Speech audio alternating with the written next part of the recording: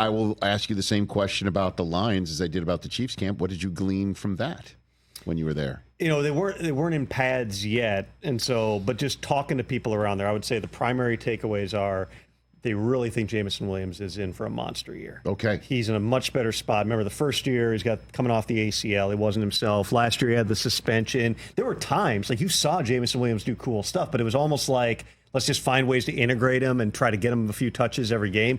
They're expected to be the Jameson Williams. So it's as if they drafted a top 10 wide receiver. That's what it looks like. I mean, right. The guy was the best receiver in the draft. He only went where he did because right. of the knee injury. So this is the first year that they think they're really going to see Jameson Williams. I would anticipate the backfield is going to be very similar. It's going to be Montgomery and Gibbs, kind of rolling with both of them again. And here I am sitting from my chair in El Segundo, California, telling a guy who's an information individual of the first variety, fresh off of being at the camp, when I say this, I just get the sense Jahmyr Gibbs is about to take over. You want to talk about the guy to take over. And I understand, Montgomery was the king of, inside the 5-yard line. Mm-hmm. And also had some really bruising runs when he had, he could do it from the 20 to 20 as well. I get it.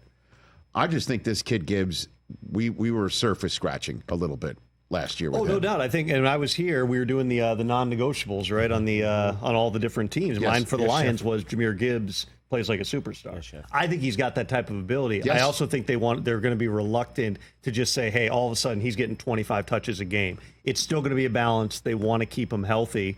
But both those guys are very important. And Gibbs, I saw him in that game in New Orleans where he, made a bunch of plays. Right. He's a really, really talented player. They got some other guys they're excited about.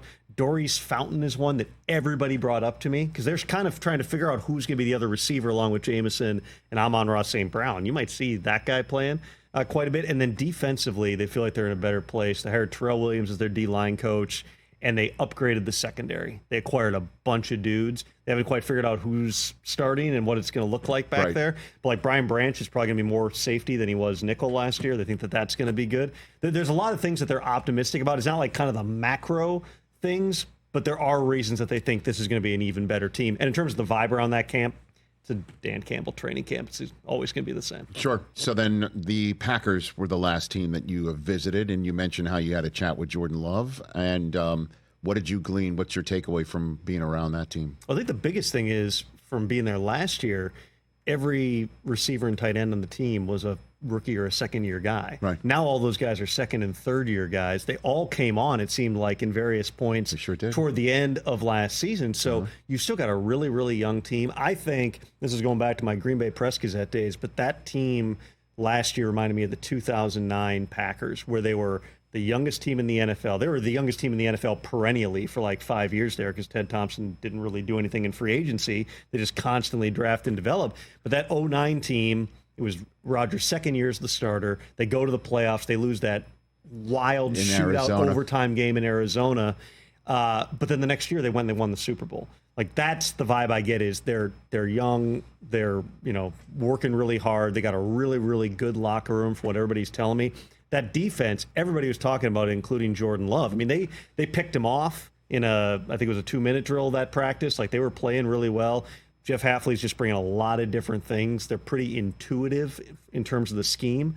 But they're going to be, everybody always says we want to be aggressive, but this is going to be a more aggressive. They're going to have more of a kind of, a lens through which they're trying to play defense. Where Joe Barry's skill was, he just Rolodex his calls. You never knew what he was going to call because he'd call everything. This is going to be much more, hey, we're going to zero in on exactly what we do. We think we got really good players. Turn those guys loose and let them play fast. Tom Pelissero here in studio on The Rich Eisen Show. Catch The Rich Eisen Show every single day on the Roku channel, 12 to 3 Eastern, for free.